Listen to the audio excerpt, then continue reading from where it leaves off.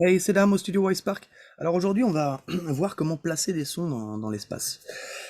C'est assez simple en fait. Je me suis basé sur une vidéo assez géniale de David Gibson. J'essaierai de mettre le lien dans la description.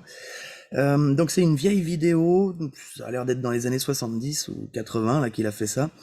Et si tu veux, il a tenté d'avoir une explication sur le mix, en fait, comment gérer justement l'espace dans le mix par toutes les variables possibles. Alors, on va se baser sur le X, Y, Z. Donc X étant le latéral, le Y la hauteur et le Z la profondeur. Alors, on va commencer par le plus simple, c'est le X, c'est-à-dire donc l'espace stéréo avec le bouton pan. Le bouton panoramique, on va pouvoir le placer à gauche et à droite. Par contre, on va pouvoir aussi, de sa source, si mettons la placer ici, on va pouvoir l'élargir un petit peu. Donc pour ça, c'est assez simple, c'est un délai très très court. Un délai très très court qui va permettre au cerveau de coller les deux sources, puisqu'en fait il y a répétition du signal dans le cas d'un délai court. S'il est très court, le cerveau agglomère ces deux sources pour en donner qu'une, ce qui fait que ton son qui va être placé là va pouvoir être étendu là, de manière à te donner une source plus large. Donc ça, c'est une façon finalement d'élargir ta panoramique. Pour le X, on va d'abord parler de cette variable de panoramique et aussi donc de fx de délai pour essayer de l'étirer. Voilà, ensuite on a le Y, donc la hauteur. La hauteur est principalement basée sur la fréquence. Sachant donc que les fréquences basses vont nous paraître venir plutôt du sol et les fréquences hautes vont nous paraître venir plutôt du ciel. Évidemment, ce sera limité par le placement des enceintes, puisque si on est positionné au-dessus des enceintes, eh bien, on aura donc une limitation dans le champ de la hauteur, puisque les enceintes ne seront pas au-dessus de nous, donc on va pas pouvoir entendre les choses au-dessus de notre tête. Malgré tout, si elles sont correctement positionnées, c'est-à-dire en général au niveau de l'oreille pour les aigus, eh bien on va pouvoir entendre les hautes fréquences plutôt dans le ciel et les basses fréquences plutôt à terre. Alors pourquoi? C'est parce que les fréquences, le caisson de basse souvent est placé déjà au sol. Ensuite, parce que les fréquences basses ne sont pas discernables par le cerveau en termes de panoramique. Voilà. Et aussi parce que notre corps lui-même résonne. On a une caisse de résonance plutôt dans le ventre. Aussi, les os résonnent. Mais on a une bonne caisse de résonance dans le ventre qui est très sensible aux basses. Ensuite, la cage thoracique va être sensible de 200, 400, 800, voilà. Et ensuite, on va monter en fréquence en montant sur le haut du crâne. Il y a encore une autre raison là, qui provient, qui est plus ésotérique, qui provient du placement des chakras. Apparemment, on serait plus sensible aux hautes fréquences au niveau de la boîte crânienne et plus sensible aux basses fréquences au niveau du bassin. Donc ensuite, voilà, il y a les chakras qui se positionnent chacun entre ces deux zones avec des zones de sensibilité de fréquences réparties qui nous aident justement aussi dans ce sens-là à définir une position dans la réception des fréquences. Donc ça, c'est le Y, qui je vais pas me aller plus loin en fait avant de parler du Z. Donc le Z, la profondeur, qui est un tout petit peu plus complexe. La profondeur, c'est un assemblage de différents paramètres. Principalement, donc le paramètre fondamental, c'est le volume, donc c'est voilà l'amplitude du signal qui va, plus il est fort, plus il va nous paraître proche. Ok. Donc ça c'est la variable principale. Mais on a aussi d'autres variables psychoacoustiques qui nous donnent des sentiments de profondeur, qui disent à notre cerveau, bien le son doit être positionné là-bas, plus ou moins profond. Et donc ça, outre le volume, on a des variables qui nous indiquent ce genre de positionnement, à savoir la réverbération, à savoir le délai. Le cerveau est apte à définir une distance par rapport en fait au volume et au nombre de répétitions et aussi la forme de la répétition, on va dire plutôt d'une dilution, hein, du signal d'origine quand il revient. Donc voilà, voilà, ça c'est pour le Z. Le Z donc est un petit peu plus complexe, un petit peu plus construit en termes de cerveau, voilà, de perception. Donc ça c'est la base des bases. Donc si je me répète, pour placer un son dans l'espace, on va utiliser la panoramique pour le placer de gauche à droite, on va utiliser les fréquences pour le placer de bas en haut, et utiliser le volume et délai, reverb et écho pour placer dans la profondeur. Voilà. Sachant que pour ce qui est du X et du Y, on a aussi la variable de volume qui évidemment nous aide à positionner les éléments euh, qui pourraient être par exemple sur les mêmes gammes de fréquences. Donc dans ce sens-là, on pourrait positionner une fréquence donc médium par exemple, et cette même fréquence médium, on pourrait avec un volume plus bas donner la sensation qu'elle est plus loin, puisqu'en fait en comparatif de la première, eh bien si elle est moins forte, eh bien ça voudrait dire à notre cerveau qu'elle est plus loin. Voilà, donc voilà le principe du positionnement des sons dans l'espace. C'est assez simple, et quand on maîtrise ça, bah, on a vraiment un résultat. Et on peut être aussi complexe que possible dans la réalisation de nos sons, notamment donner pour créer des landscapes, des soundscapes tout à fait réalistes et complexes.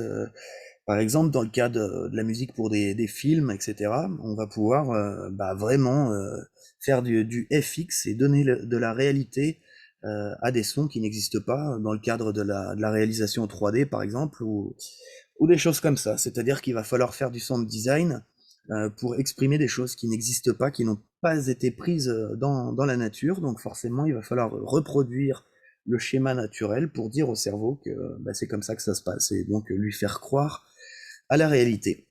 Alors voilà, en fait, là, j'ai résumé vraiment l'ensemble du tuto, hein, c'est ce tuto de David Gibson que j'ai vu il y a très longtemps, et qui a été fondateur dans mon apprentissage de la production musicale, puisqu'en fait, c'est hyper important de pouvoir placer les sons dans l'espace en 3 dimensions, de manière à les rendre réalistes. Alors, ensuite, euh, il y a quelques petites choses qui sont importantes à bien comprendre. C'est d'abord cette histoire de volume. C'est-à-dire qu'en fait, Gibson le dit dans son tuto, il parle de découper l'espace de la profondeur, du volume, il le découpe en petites tranches de 3 dB. Et c'est vrai que c'est aussi quelque chose que j'ai gardé dans ma méthode de production. C'est pour ça que dans mon mix, je travaille que dans des tranches de 3 dB.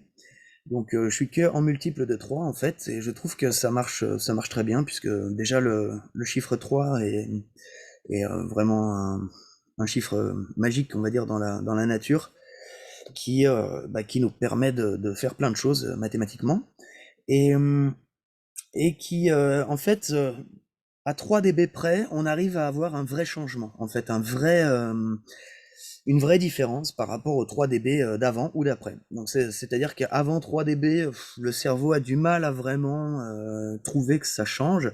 À partir de 3 dB, on commence à se dire, ah, il y a une vraie différence. Donc c'est intéressant finalement de couper en 3 dB. Après, on peut faire plus grossier en faisant des tranches de 6 dB qui donneront un mix encore plus, bah, on va dire, caractérisé, hein. Voilà, le 6 dB marche aussi bien. Ensuite, si on commence à partir dans des tranches de 9 dB, ça commence à être trop grossier, donc on n'aura pas assez de variation dans notre mix, et on n'aura pas assez aussi de subtilité de placement. Voilà, donc ça c'est quelque chose de très important, donc parler du volume pour parler de la profondeur.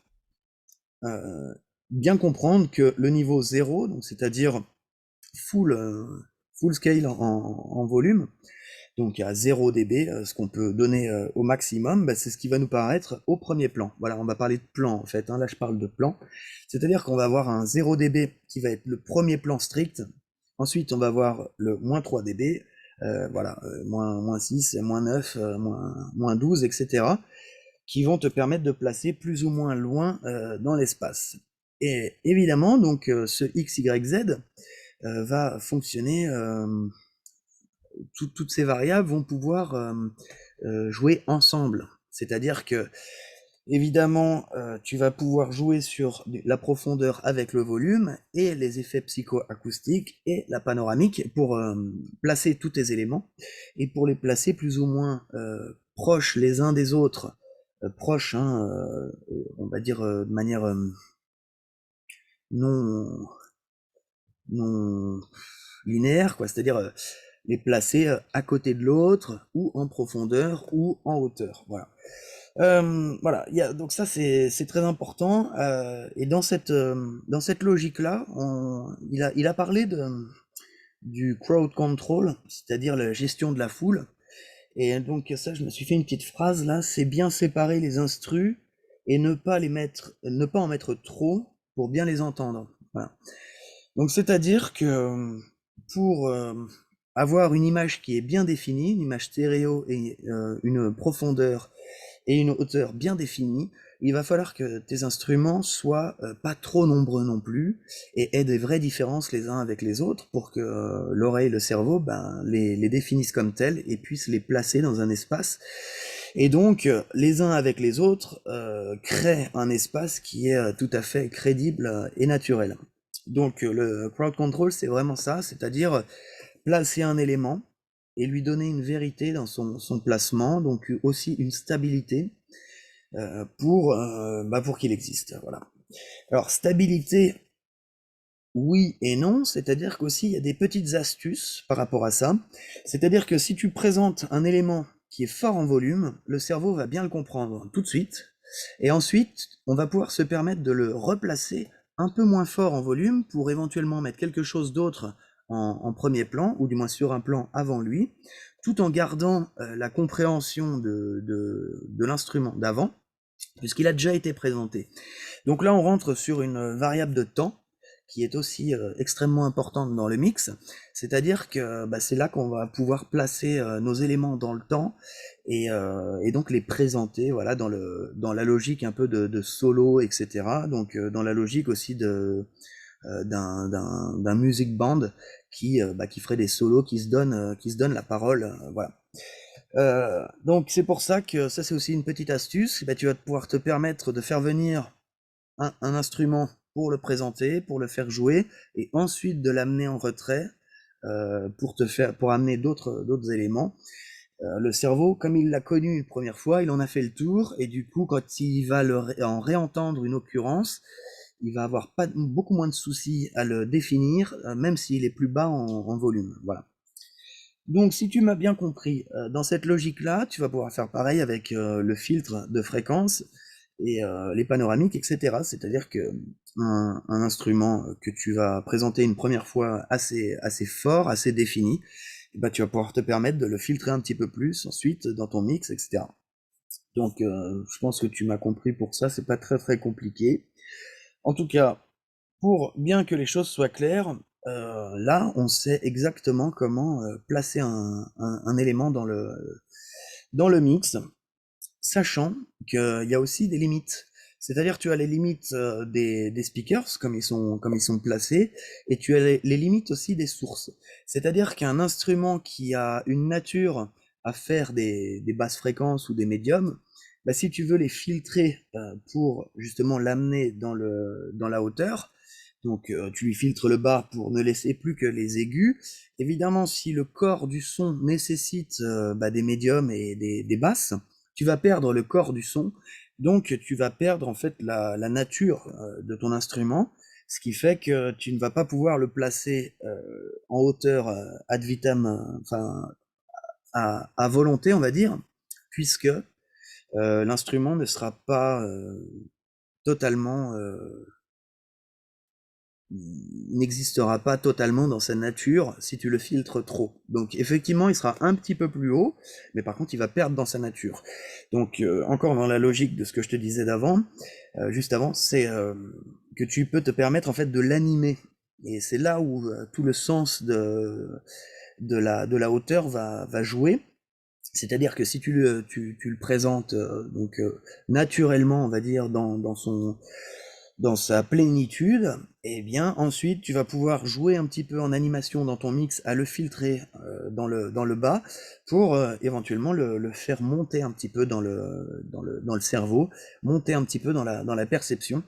Et encore une fois, bah, placer un autre élément qui va lui se positionner un petit peu en dessous et donc faire des modulations dans ton mix, ajouter de la vie comme ça. Donc schéma inverse, un instrument qui a qui est naturellement aigu, tu vas pas pouvoir l'amener trop bas sans perdre sa nature. Par contre, l'effet de filtre va être tout aussi efficace si tu le fais perdre si tu le perds justement dans les basses fréquences, c'est-à-dire que là aussi, en fait, il va partir dans la profondeur, voilà, en descendant légèrement. Voilà. Donc il va pas descendre complètement, mais il va descendre légèrement, et si tu baisses le volume, ben, il va disparaître dans les profondeurs. Voilà, voilà, voilà. Je te donne un autre type qui est très intéressant. C'est si tu veux donner le sentiment que le son est carrément derrière toi. C'est possible, c'est très possible, il suffit de déphaser en fait. Donc là, tu vas vraiment déphaser ton instru, vraiment le pourrir en phase, c'est-à-dire augmenter les effets qui vont créer de la panoramique. Et si tu lui détruis sa phase un maximum, eh bien, du coup, il sera beaucoup moins punchy, etc. Par contre, il aura pour effet de créer la sensation d'être derrière toi. Donc ça aussi, ça peut être quelque chose de très très intéressant si tu veux animer un son et puis l'amener par exemple de tout au fond à devant toi, à derrière toi. Voilà, donc je t'engage à faire des essais avec pourquoi pas un sinus de base. Et ce sinus de base, en fait, essayer de le balader dans l'espace et de voir en fait qu'est-ce qui marche pas, quand est-ce que tu as une sensation réaliste, quand est-ce que tu perds le réalisme de la sensation d'espace. Voilà. Je voulais aussi te parler d'autre chose qui est revenu et qui est reparti. Ouais, au niveau des essais, là, des tests que tu pourrais faire. Oui, voilà. C'est te parler aussi de la reverb. Donc la reverb, je t'en ai parlé pour donner cet effet psychoacoustique. Euh, David Gibson parle de ce fait-là, c'est que la reverb en fait crée une sorte de cage. C'est-à-dire que ça n'est pas quelque chose, ça n'est pas vraiment un plan que tu vas pouvoir balader plus ou moins profondément avec le decay de la reverb par exemple, mais ça crée déjà une cage, ça crée déjà une boîte. Donc c'est toute cette boîte en fait que tu vas déplacer dans la profondeur, dans le gauche-droite avec ton panoramique. Donc voilà. C'est savoir que la reverb déjà par nature va te créer une boîte. Donc cette boîte est déplaçable, mais elle crée aussi une limite, c'est-à-dire qu'elle va pas être, elle va pas être réductible à un plan, voilà comme les autres phénomènes. Alors voilà, ben, pour ce tuto de base, donc j'engage aussi à retourner voir le tuto de David Gibson qui est en anglais, qui dure 2 h 30, donc c'est aussi pour ça que je me permets de faire un petit résumé, un petit peu vraiment, voilà, ça vaut ce que ça vaut, mais c'est que personnellement ça m'a beaucoup aidé à positionner les éléments dans mon mix. Donc je suis retombé sur l'icône le raccourci en fait de sa vidéo là que j'avais pas vu depuis je sais pas combien de temps. Mais voilà, j'ai été ému en retrouvant cette vidéo et je voulais te la partager cette source qui est extrêmement importante dans le monde de la production audio numérique, ça c'est clair. Voilà, donc si ça t'a plu, tu mets un petit like, un commentaire et puis tu partages si tu as envie. Et surtout, comme d'habitude, si tu as envie de prendre des cours avec le studio, ben, en visio, tu me contactes directement, ben, voilà, en message sur les réseaux, sur mon site, ou c'est tout. Ou c'est tout. Et si tu as des projets à proposer, bah, t'hésites pas, moi je suis open. Donc je te dis à bientôt. Allez, ciao ciao, à plus, belle journée à toi.